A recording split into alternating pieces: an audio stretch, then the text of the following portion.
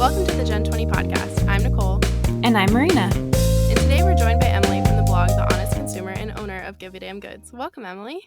Hi, thank you so much for having me. Thanks so much for being here. So we're super excited to talk about your blog today.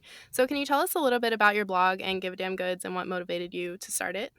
Yeah, so when I was in college, I was actually studying social entrepreneurship, which is basically the social impact businesses can have.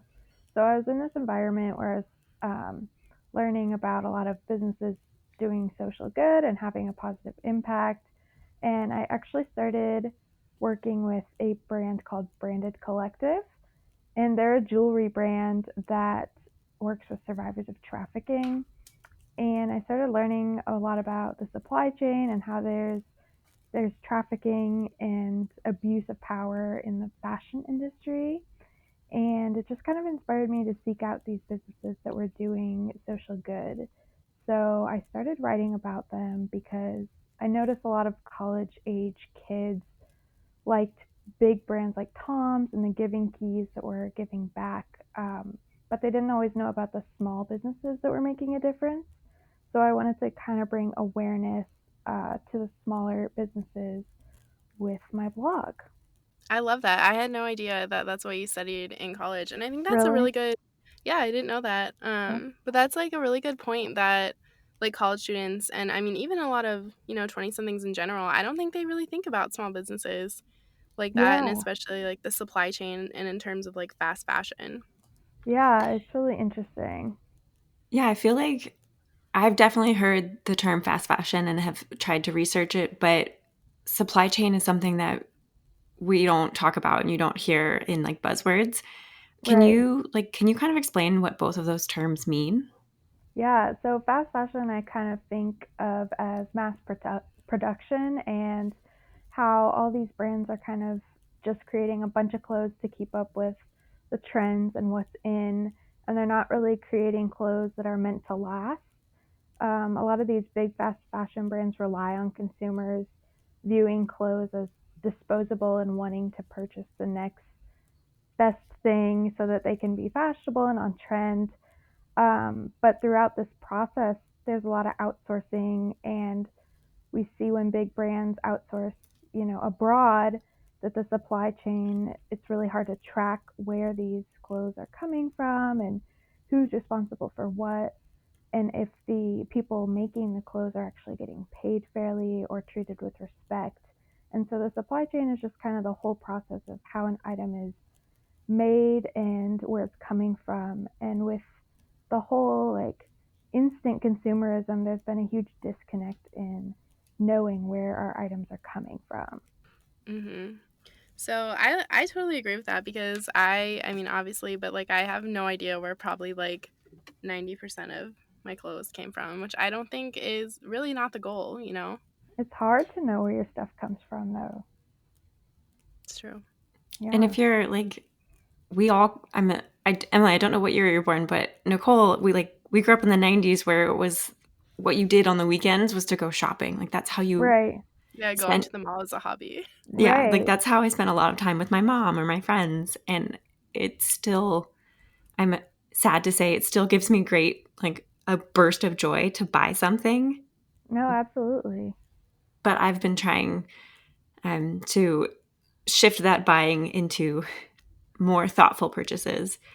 Right. And I think that's good because, you can still get excited about buying as you redirect where you're buying from. yeah, because for people who are readers of the site, you've read my articles, hopefully, maybe, about Yeah. going green and going zero waste. And I try really hard to kind of pursue that lifestyle of thinking about everything I purchase. But it can be hard to make sure things are like ethical and socially conscious. And like, so what do those terms mean in terms of shopping and products that we buy? Right. Absolutely. So I think that the term ethical, to me, that means thinking about the supply chain again and was it ethically made? So were the people who made it paid a livable wage? were they treated with respect? Whereas I feel like socially conscious is a broader term that can cover kind of like the environment, where eco-friendly materials used to make this, what was the waste impact, or is this company giving back?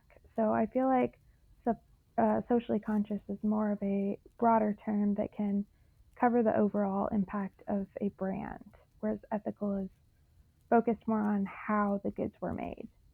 Okay, yeah, I think that's like a really important distinction to make, particularly. So, do you have examples of brands like that, like off the top of your head, that you feel like how like are really good examples of like socially conscious work? There's so many. Okay, so Tonle is a great one.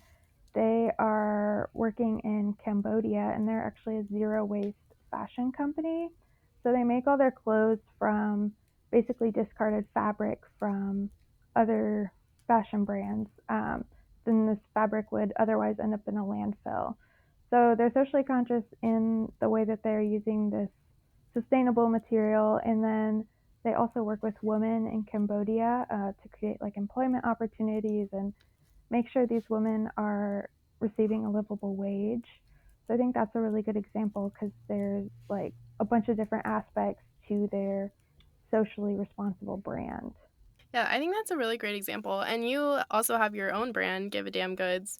So, can you kind of walk us through firsthand how you make sure all of your products are ethically made and how you are working to be socially conscious? Yeah, so Givaudan Goods kind of came about because of the success of the honest consumer, and I wanted to kind of further my social impact and create a place where I could sell, help the brands sell that I was working with through the honest consumer. So I visit the brands if I can, if they're local, to go and see like how the products are made and the impact they're having. But if they're not local, I always talk to the founder on the phone and ask lots of questions as to, are the people paid livable wages? What are the materials? What's the process look like? And even with the t-shirts, so I design the t-shirts, and finding a supplier that was both ethical and sustainable was actually pretty challenging. But I did end up finding a supplier that they're a social enterprise in Haiti.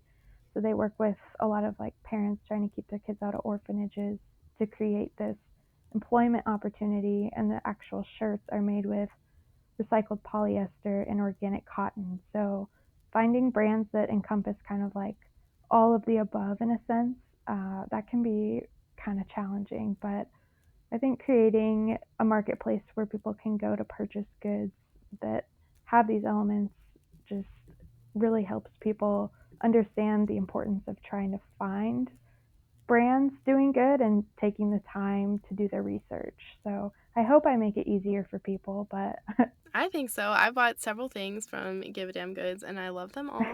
thank you for your support. You're welcome. Yeah, Um, we're big lovers of your shop and marketplace and your Thank blog. you. I've learned a lot from you. Thank you so much. Yeah, so I think on that, like a similar note, I think that it's important to point out that a lot of fast fashion is cheap and that makes Hmm. it more accessible to a lot more people because it's more affordable. So I Right. think one of the things to think about, especially if you're wanting to go on this journey of like buying more ethically made goods and more socially conscious goods, is to think about the price of things. And yes, you're typically paying for like better quality and people to be paid living wages and things, but how can someone who's wanting to start on this journey of changing the products that they use, like how can they reframe the price in their mind? Right. Absolutely. So I think that one of the ways to think about it is how much money you'll be spending over time.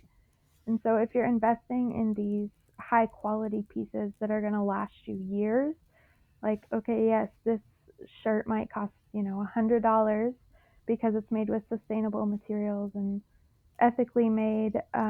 But if you think about, that fast fashion shirt you bought for $5 and how long that's going to last you, you'll probably have to replace it in a month or two, right? And then that endless cycle of having to constantly replace those fast fashion garments. I think that honestly, it can save you money in the long run to invest in these high quality, sustainable products. And I also think that you have to kind of know where to buy ethical products, because there are some affordable ethical clothing brands that I think are great, and even like stores like Nordstrom Rack.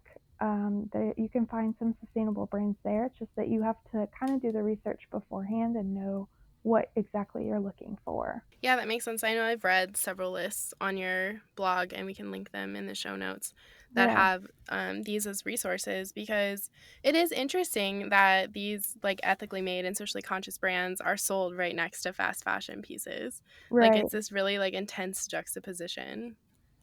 Absolutely. Yeah, it'll be interesting to see like just going forward how ethical and sustainable fashion continues to grow and how big name brands kind of embrace that, or if they do embrace that. Yeah, and I know, so with Givaudan Goods, you sell your t-shirts at craft fairs. Yeah. Yeah, I do. Yeah, so is that something that you think where, cuz like to go back to the whole like shopping as a hobby kind of thing, like Mhm. maybe instead of going to the mall, people can go and shop their local craft fairs, and you think that's like a good place to start?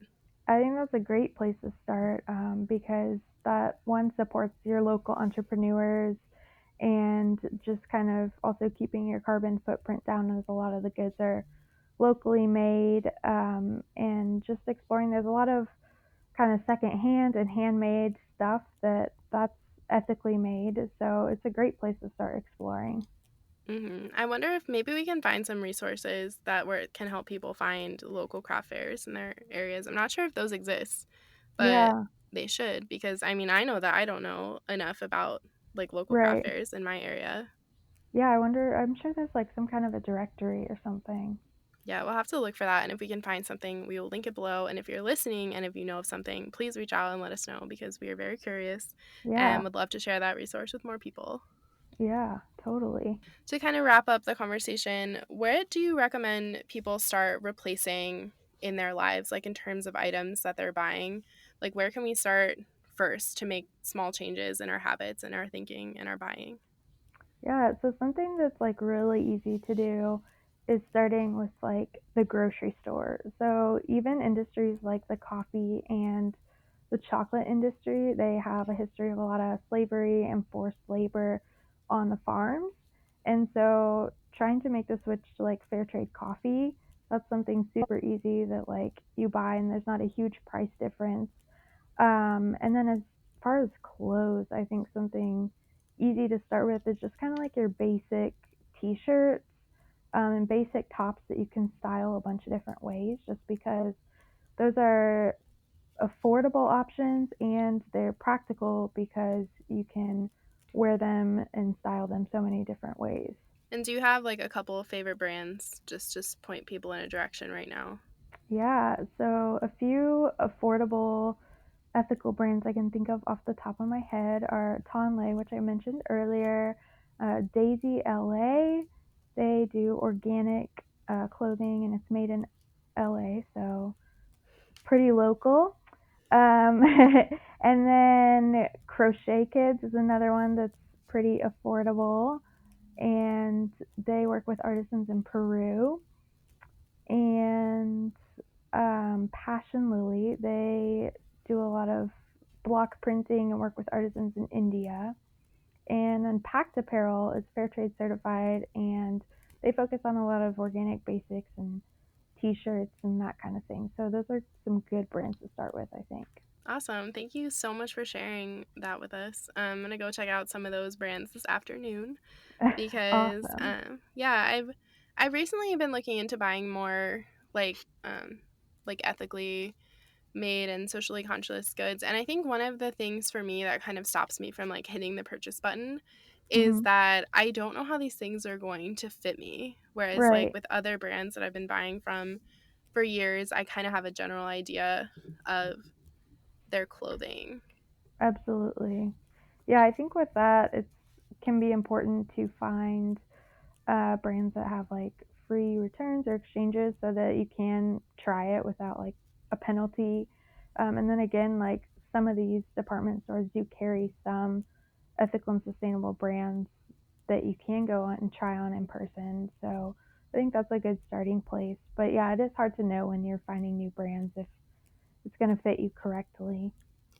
Yeah, I have that problem too, and I find it really helpful to read reviews. Mm-hmm. So, shout out to all the people who come before me who comment on whether or not things run big or narrow or long Right. or short, because I feel like I have a long torso and like dresses can fit weird, and I hate buying pants. Uh-huh. So definitely I read reviews and always try to find companies with return policies. Yeah, I think that's a great strategy to read reviews because a lot of people have some informative insight that can help us decide if we're going to make that purchase or not. It's very true. Very good point. Let's check out the reviews. I'll do that today. All right. Well, thank you so much for joining us today, Emily. Where can we find you on social media and the blog and stuff? So I'm on Instagram at Givaudan Goods, at The Honest Consumer, Facebook, same tags, and then my websites as well, givaudan.goods.com and thehonestconsumer.com. All right. Perfect. And thank you so much for sharing everything with us. Thank you for having me. Thanks, Emily. We'll talk to you again soon. Sounds